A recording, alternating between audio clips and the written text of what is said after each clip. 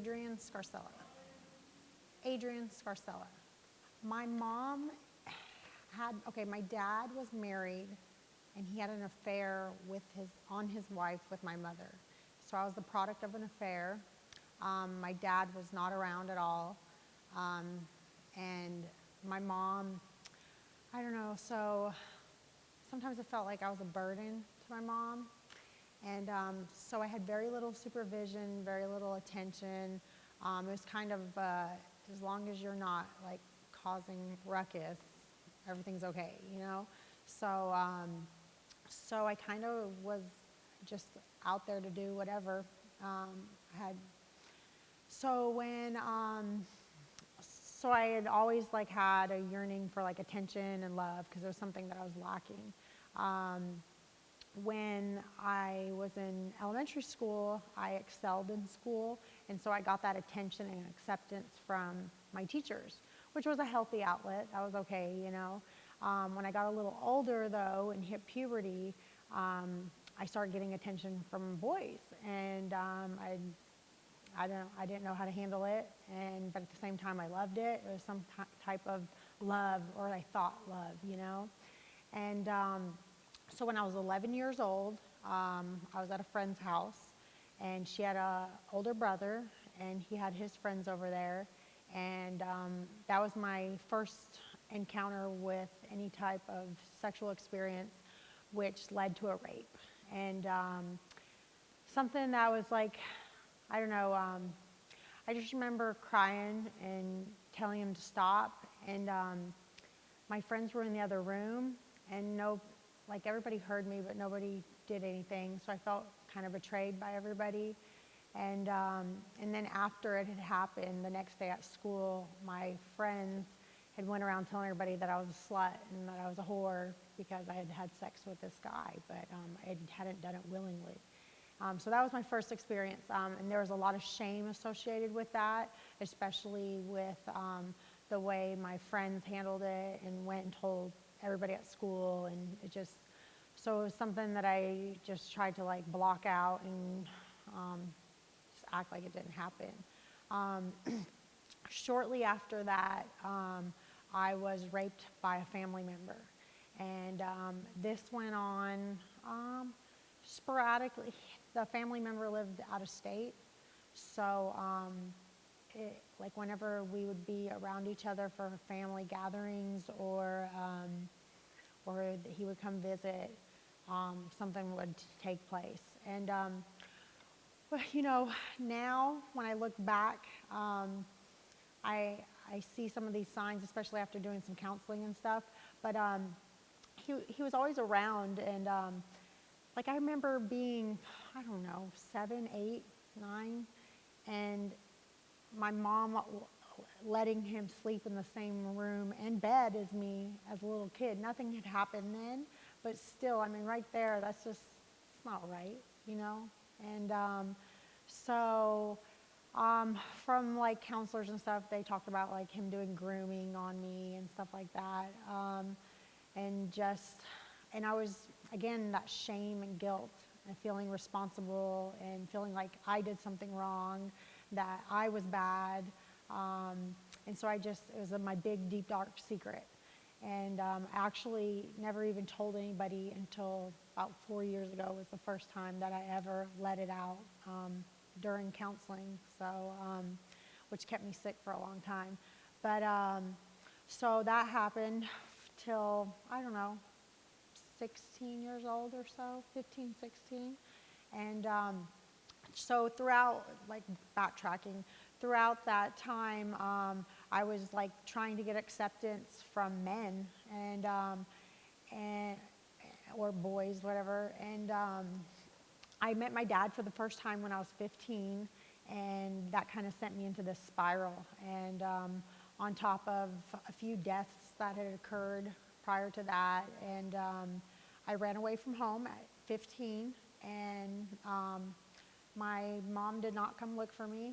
I think my grandma had actually told me that she had made a comment about at least she could have her Thanksgiving party in peace when I ran away. So that was kind of, I don't know, you think, whatever. So I ran away to another state, and you know, I ended up getting into a relationship with a much, much older man. I was 16 and he was 32, I think, somewhere within that range. And it was extremely unhealthy, mentally abusive, emotionally abusive, physically abusive. He actually put me in the hospital before. And the control, he was like extremely controlling, and I don't know, you know, like the physical abuse, whatever, I mean, that stuff went away. It was the emotional abuse and the mental abuse that like really messed with me and scarred me, you know. So I was with him for about 2 years, and he actually eventually moved me out of state. Well, I mean, I willingly went, but I mean, that was part of his control, was to get me away from friends and stuff and have me secluded. And so we ended up in Fayetteville, North Carolina, and then basically it was like almost like I was like a prisoner at home. I wasn't allowed to go anywhere. I wasn't allowed to do anything. He could do whatever he wanted to do. It was just, and I was constantly walking on eggshells. It's just your classic unhealthy relationship. And so finally, I just couldn't take it anymore, and I left all my stuff and got a bus ticket and came back to Tennessee, where we were living prior to that. And he actually followed me back to Tennessee, and I got back with him.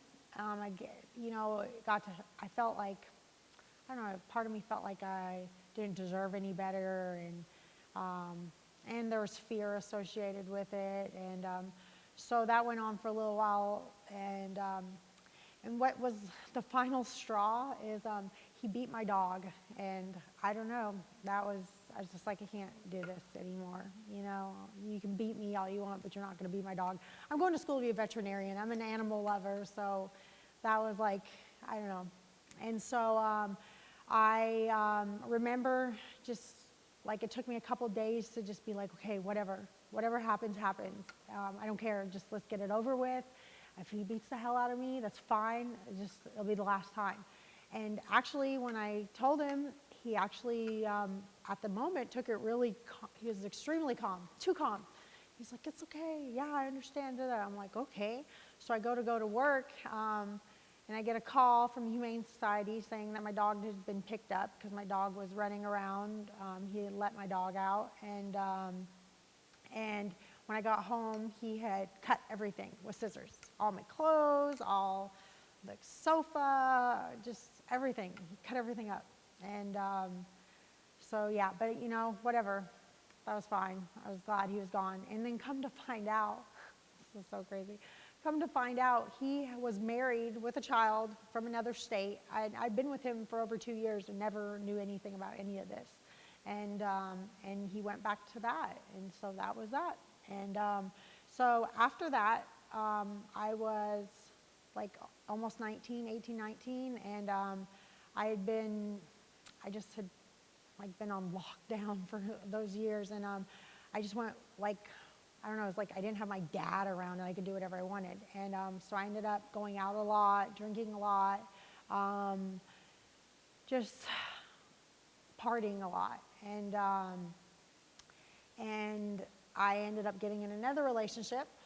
This relationship wasn't abusive physically, but it was mentally and emotionally. He was extremely insecure and very jealous, and yeah, so those were the main things. I ended up getting pregnant at 19, and so I stayed with my daughter's father, and I didn't want to. I wasn't ready for any of that.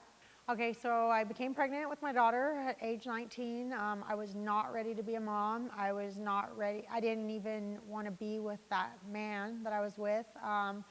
It was just kind of, I don't know, but I have this issue with acceptance and worried about what people think about me and judgment.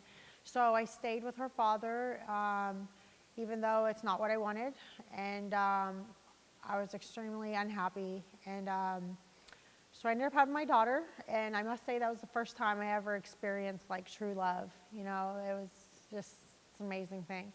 And so things were okay for a little while, and I just like stuff from my past with the rape, with both rapes, and just issues with my family, my mom and my dad not being around and things like that.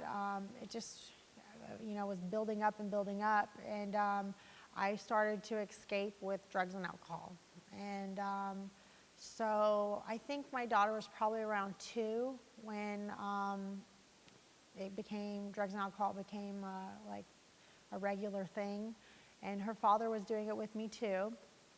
At first he wasn't. At first I would like sneak off and come up with these elaborate stories on where I was when really I was getting high. And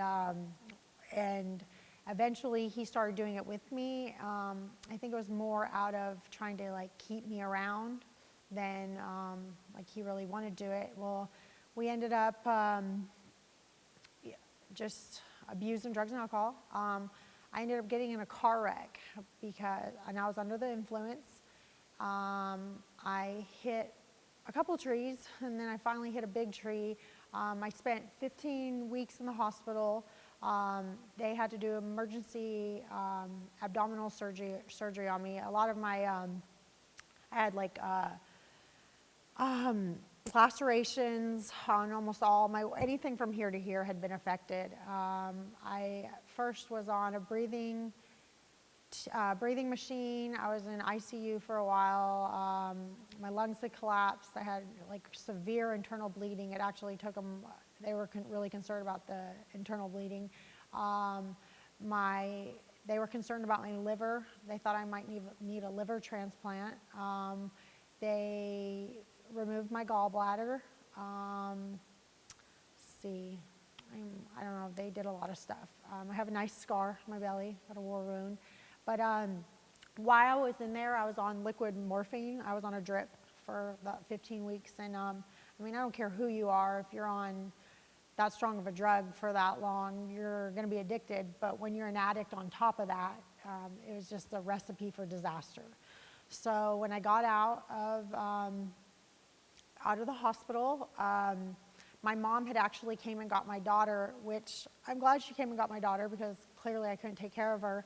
But something that was really hard for me was she didn't even come to the hospital to visit me or anything. She just came and got my daughter. And at the beginning, when they first called my mother, they told her that, that she might want to prepare for funeral arrangements because they didn't think I was going to make it. And because that's how severe it was. And she didn't even come to the hospital. She just came and got my kid. And that hurt, that stung really bad. And so then she had my daughter, and even when I got out of the hospital, I couldn't take care of myself, let alone take care of my daughter. You'd be surprised how much you use those stomach muscles, and I had been opened up from here to here. I have a scar from here, like right here to here. And and my insurance wouldn't pay for an in-home nurse, so I would be at home by myself in the bed while my daughter's father would go to work, and because he had to go to work to pay the bills. And so I'd be home from like 8 to like 5, and I just remember like I couldn't get up to go to the bathroom or anything. So if whatever happened. And it was really I don't even know the word to explain. But anyways, so I of course was addicted to opiates, and I had the doctors had cut me off the medication when I had gotten out, and I had my daughter's father would get pills on the street for me, and then eventually that got too expensive, and so I had changed to heroin, and within a few months, literally, I don't even know, probably 4 or 5 months, my whole world had just crumbled around me. I did get my daughter back. Eventually, I ended up having to just show up to my mom's house in Mississippi. She was in Mississippi, and just get my daughter. And so I had my daughter, and I was in the middle of my addiction, and ended up moving states because I've lived in a lot of states. I've lived in Ohio, Idaho, Tennessee, Maine, Mississippi, North Carolina, and Florida, and now Washington. And part of it was with my family, and the other part was just running from my problems, because it was never me. It was always whatever else. So I had moved to Florida with my daughter, and I thought, if I did that, I wouldn't have a problem with heroin. And, that worked for a little while. And so we're in Florida, and I just was abusing alcohol, but in my mind it was okay because I wasn't doing the other thing. Actually ended up losing custody of my daughter while I was in Florida due to my addiction again with drinking. I had been arrested for public intoxication, and somebody had called my daughter's father and was like, hey, Adrienne is out of control. You have to come get your daughter. And he did. And I had an opportunity to get her back, and I chose the easy route. I thought I chose my addiction over my daughter. And so, again, that guilt and shame. That's like, it just started to eat at me, and I felt like the biggest piece of crap. I felt unworthy of anything, especially since I had lost my daughter. Or I didn't even lose her, I basically gave her away. I mean, that's basically what happened. I had moved back to Tennessee to get my daughter back, but I had hooked up with a guy who, again, extremely unhealthy, physically abusive, mentally abusive. We both were abusing drugs and alcohol, which just added to the insaneness. And yeah, so I don't know if there were many years where all I did was waste away with drugs and alcohol. So I decided to bounce state again, because it's not me, it's where I'm at, or it's my boyfriend or whatever. And so I ended up in Tacoma, Washington. I actually had met a guy and moved. That's what had kind of got me to Tacoma, Washington. And again, physically abusive, mentally abusive, emotionally abusive. I can honestly say, to this day, I've never had a healthy relationship with a man, still to this day. And so when I moved to Tacoma, I replaced one drug with another, and same thing, just different place. And I had not seen my daughter, had not talked to my daughter, or nothing. I ended up eventually homeless and on the street, and during that time, I had experienced more rapes, multiple rapes actually, and again, I felt like I was to blame because I had put myself in those positions, and just by the lifestyle I was living, and there were other times that God only knows what really happened. I was too oblivious to even know because I was under the influence, and So I ended up getting pregnant again with my son, and I was in denial. I was not ready. I was just in denial. I was like, no way could this be happening again. And again, I felt like I did not deserve anything, especially the life of a precious child, especially after what I had done with my daughter. I just absolutely hated myself. I had no self-worth, and I daily was wishing that I would die. So I had my daughter, or my son, I'm sorry, I had my son, and I actually had my son at a drug house. Nobody would call the cops or the ambulance because it was a drug house, and they didn't want the police there. So I ended up having, they say I had my son in the ambulance, but my son was already like crowning and stuff before the ambulance had even gotten there. A neighbor had called because they heard me screaming and stuff. So when I get to the hospital, my son's father, sorry, I'm kind of backtracking. That was an extremely unhealthy relationship. Every relationship's been extremely unhealthy. Again, that was physically abusive. While I was pregnant, he had put his hands on me multiple times. I remember him busting my eye and and it was always over nothing. And so while I was pregnant, that had gone on. When I had my son in the hospital, the state was notified, CPS was notified, because I had drugs and alcohol in my system. And at the time, I was extremely just very hostile and angry. And now, though, when I look back, it was like the biggest blessing in disguise that could ever happen. So they took my son, CPS took my son from the hospital, and he went into a foster home. CPS offered me a bunch of services, and I did not take them. I, for some reason, thought I was more worried about my son's father and what he was doing and why didn't he want to be with me and da-da. And so I was focused on that, which so sick. And we were always fighting.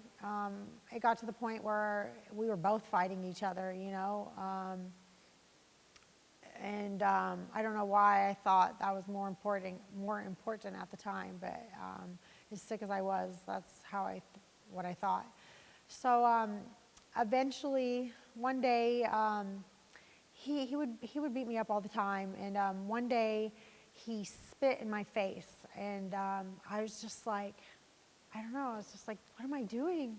This is insane, what am I doing? So somebody had recommended a place called the New Phoebe House Association. It's a clean and sober house for women and children. And I called them, and I was like, I need help. And they let me move in, and I was there for a few months, and I wasn't ready to let go of my son's father. I still was addicted to the unhealthy relationship. I mean, you become like addicted to it in a sick way, even though you know it's horrible for you. And plus, again, that no self-worth and feeling not worthy of anything, you think that's all you deserve. And I really think that hindered me a lot. And so I ended up using again. He was a huge trigger for me. Either he would treat me really horribly and I felt like I needed to go use drugs or alcohol to not deal with it, or he would do something to make me mad and I would use that as an excuse. It was just it was so sick.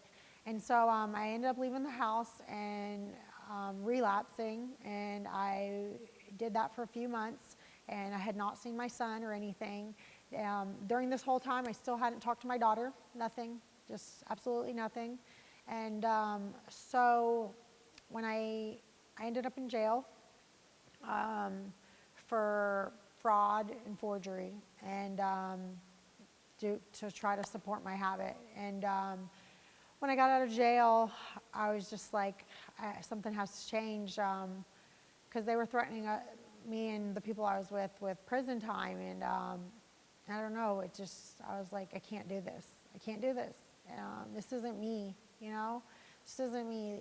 And so when I got out of jail, the Phoebe House let me come back, and they said, okay, you have to go to treatment. And I was like, fine, I'll do whatever. And so I went to treatment. It was actually my second inpatient facility that I'd been to. I'd been to one in Knoxville, Tennessee. And when I went there, I'd just done it to try to please people. It wasn't because I really felt like I needed help or anything. But this time, I was willing to do whatever. So while I was in inpatient, my lawyer had called and said, because my son was almost 2 years old, well, he was like a year and a half by now, and my lawyer had called called the inpatient and said, okay, I'm sending paperwork for you to sign your rights over to your son because they're not going to give you your kid back. You've burnt your bridges too many times. I think they say like after a year they try to find a permanent plan for a child who's in foster care. And so Naomi, who's the director of the Phoebe House, I remember calling her crying, freaking out. They're going to take my baby, they're going to take my baby. And she's like, don't sign the papers.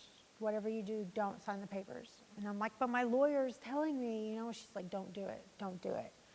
And again, that whole thing of feeling not worthy or like I don't deserve it or deserve my son, definitely. And so I was really thinking about signing the papers just because I just thought maybe that'd be the best thing. But Naomi was like, don't do it, don't do it. CPS had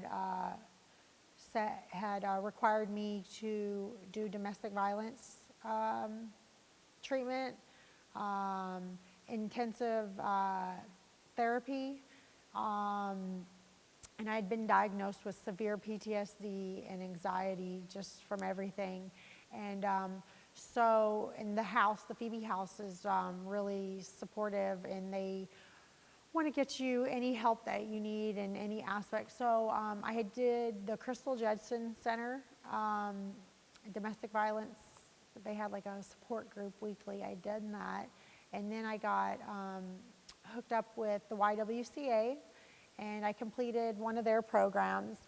And it just, wow, just to be around other women and to hear other stories and just to learn about like all the different red flags and just behaviors. And but most importantly, once just being able to, with treatment, with outpatient treatment and with therapy, just to like regain my self-confidence and my self-worth and my self-love. And that's what really, got me to like realize that I deserve way better than that, And I did get custody of my son back. He was supposed to be here with us today, but he ended up going to the spray park. But so I got custody of my son back. I do have communication with my daughter. That's a long process, and there's many years of damage that I've done, and that's going to take a long time. But yeah. So and I had sworn off relationships to just to get to know myself and to get to know myself and to be okay with myself. Because if I can't be okay with myself, then I'm just going to attract the wrong type of people. And so the past few years, I've just been working on myself and working on my relationship with my children. I went back to school and actually graduated last week with associates in biology. I'm transferring to PLU in the fall. I want to be a veterinarian, so I have a lot of school ahead of me. And I don't know. I have next July 26th, I'll celebrate 4 years clean and sober. I'm really active in NA, Narcotics Anonymous. That's a huge part of my life. And I'm actually still in a program with the YWCA. So that's been continuous care that I've had and just support, And so, I don't know what else. To get help, to get away from it. And again, I think my biggest thing was thinking that I wasn't worth it and that that's all I deserved, and to know that they are worth way more and they don't deserve anything like that. If somebody's making you feel these horrible feelings, that's not okay. And you do deserve better. I think that was my biggest problem. And and there's so much help out there just to take advantage of it. Because I know the fear for me was the big thing, but the fear that I had from like living in that type of situation was so much worse than the fear to take initial steps to get help and reach out to somebody, you know.